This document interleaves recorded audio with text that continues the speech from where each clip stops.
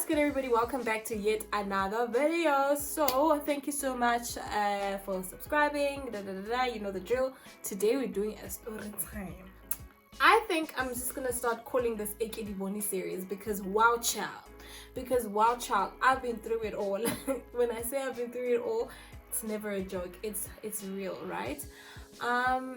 This is the one story I had forgotten about. Like, to me it almost never existed until a few days ago. I wanted to go to Starbucks and I was like, I've been to the Starbucks in Rosebank, and then I was just like, but what was I doing there? And then came the story. So yeah, so I remember this one time. I remember the month. It was between late Jan and Feb, right? Between those months, that time of the year. I remember this because it was a rainy season, so it's usually raining in Joburg between Jan and Feb. Like, this is in your late summer.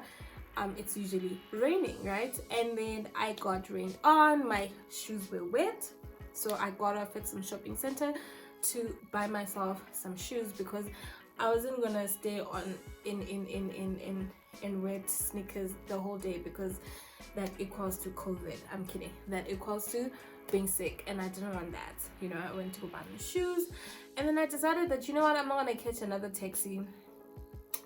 Already I was a bit late because inconvenience, and then I decided I was gonna Uber to work, and then fine, I called an Uber. And then it got there, and then me and the guy were chatting. Why am I doing this? Because we were chatting. Okay, that's besides the point. So we were chatting, and then he asked what it is that I did or what I do, and I told him, and he's like, oh, that's interesting, actually give me your number. I'll give you a shout out, like if there's someone who would need like a website or whatever. And then fine, I get to work, and you know, months go by. I forget when I once gave somebody my number, actually. And then I would like to say 3 months later, 3 months or 4, let's say 3 months later, let's say Feb, March, April, May, yes, let's just say 3 months later, the gent sent me a WhatsApp message. He was like, hi lady, remember I'm the Uber driver, there's someone who needs a website, I'm gonna give them your number. And I was just like, you know what, sharp, amazing. And he did that. And then the man who needed the website hit me up. I can't remember the conversation between me and him during that time, but all I know is that he had set up a meeting. So he had an office at Senton City. I remember driving to his office, right? So when I got there, it was an office building. So on the office, on his floor, he didn't rent out the whole floor. He just had the office on, like, in that floor. So there were other people who were renting out the office space as well with him. So that to me was a bit of a relief because I'm out here in some random man's office. So luckily there were people at the office and you know, who are not working with him, of course, because he's got the one office and he's alone. Yeah, well, so he tells me what it is that he wants. Oh, to my surprise, Baba is a forex trader. I never really got to ask him about forex trading and because I'm not sure if I was interested or not, but I was just like, so yeah, so he needed a website that was gonna serve as, I forgot what you call those websites, but it was gonna have exchange rate. So it was basically going to look like a business news-ish website. And he said he was gonna give me 3,000 rands or 4,000 rands, I can't remember, between 3 and 4k. So he charged himself, to my surprise, and I'm just like, weird, but okay, it's fine. I don't mind, actually. So I was undercharging, but I was not, it was whatever way to. And then I leave, And then when I went back the second time around, I don't know why I kept on going back. Okay, not that I kept on going back, but the second visit, the second visit. So he then says, Mana, he is planning. Oh, okay, so I'm not sure on which visit where he stipulated that, he said that he didn't want to have his offices based in Johannesburg CBD because it was gonna raise flags and it would have looked dodgy. So rather he rented out an office space somewhere in Sandton so that people could take him seriously, And I was just like, interesting. Okay, but anyway, moving right along. And then he started showing me like there was a desk in the office. He was like, no, when you start working you can come and like work from my office and stuff. So I was like, I wasn't gonna do it. Okay, but maybe I was gonna do it, I don't know. And then I said, fine, like cool stuff, like that's good, that's great. And then he told me, I think on the second visit, that's when he introduced to me now another party in this business deal, right? So to call it. And he told me about a graphic designer that I had to meet, who's gonna help me with the website and and I was like, okay. You know what, I was a bit uneasy, I'm not gonna lie. Oh, also the man sounded Russian, so he was a Russian. He is, sounded Russian. So the closest I could get by his accent is that he's a Russian man. So we'll call him a Russian man, right? So he was a bit dodge way too, but not entirely, but I was like, something is fishy. And then he told me about this Forex class that he was going to host for women, and I could come and sit in if I want. So it's like 10,000 rands per class. So that's gonna be like 10 people is 100K. And I'm like, also like it was during that time where like Forex was a thing where people were getting scammed left, right, and center. Like, like those Forex people make more money training people for Forex than actually doing the trading. So they made money from training people more than they made money from the actual trading itself.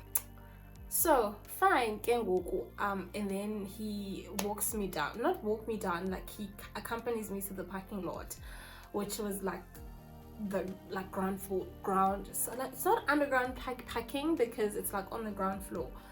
Fine. And then when we get there, he's like, could you please give me a lift to the Sandton train station? I'm like, are you not supposed to be rich? Okay, that's besides the point, but I'm just like, that's a bit dodgy. You don't even know me now already, now I must give you a lift. Like, I get that I came to your office, which was also not safe, but the fact that, anyway, so I asked him like which way was the Sandton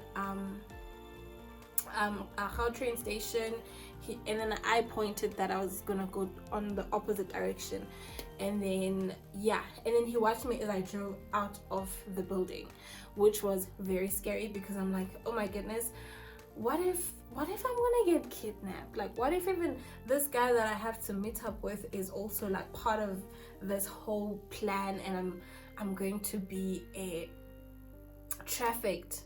Oh guys, that was really careless of me, and I shouldn't have done it. But I was hustling, but it was at an expense of my safety, and I shouldn't have done it. I'll accept it. I'll take it. I'll take accountability. And then I text the gent who was going to assist or do graphic design, and I'm like, it's not even that deep, why do you need graphic design? But I was just like, it's okay, it's whatever, it's not my place. And then I texted the guy, so the guy turned out to be South African, a black guy, so that I got relieved a bit, because I was just like, okay, if shit hits the fan, at least I've got somebody who to protect me, hopefully. I mean, you can't trust anyone. But like at the time I was just like, okay, fine. That's how I like, because I'm like, I really want this bunny and so I'm just gonna like maybe trust this guy and whatever. So me and this guy decided to set up a meeting. So he was like, okay, we can meet up at what's this Starbucks at Rosebank. And I was just like, okay, fine, let's do that. So we met up. So I met up with this guy. He was a really, really cool gent. So he also told me about how dodge he felt around the guy and he didn't trust him and but we probably had like a 20-minute meeting, and we both went our separate ways. And it was like, if another man is uncomfortable around another man and I'm a female, like where where does this place me in this equation? Like, where do I fit? And I had to literally like, be alert. And I was just like, I'm not doing this. I don't think I'm gonna do it. And then after that, after I had met the gent, then the Russian man then had set up a meeting between the three of us so that we can discuss a way forward. So we were supposed to meet in the evening sort of ish. I think it was around 5 or 5:30. And then he said I must come in earlier, I should come in at like around 4, 4:30, 5 earlier, so that we can discuss like my part of the stuff. And I'm like, but that was not the plan.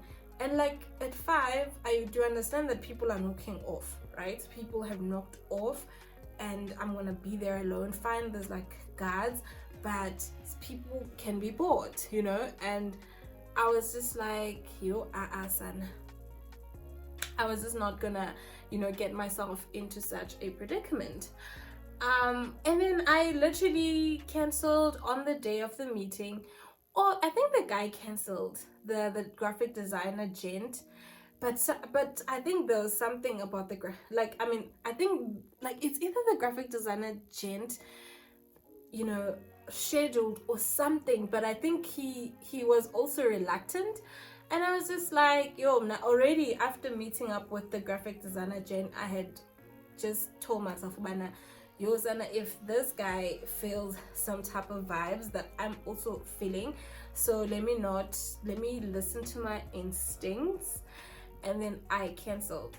So yeah, if the gent was uneasy, and who was I as a little girl? So I was just like, you know what, I'm not gonna act like a superwoman and I'm not gonna risk my life. And then I ghosted because I was just like, already, like, I don't want to communicate with this person any further. And then he sent me multiple messages and I was not replying because I was scared. And then he sent me the final message. I think it went along the lines of tell me if you're no longer interested, but it was just, he was getting a little bit aggressive.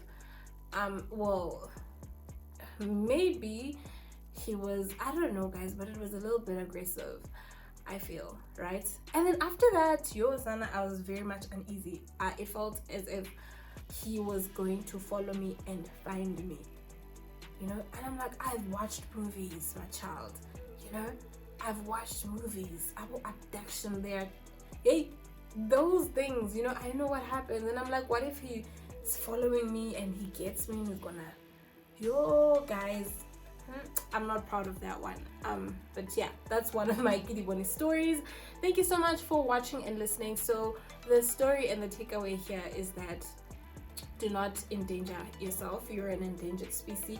I'm kidding. Do not endanger yourself because you get it most. I don't have to now sound like I'm some TV show and it's sponsored by the South African Department of Education. No, it's not, but you get the picture. Thank you so much for watching. Bye.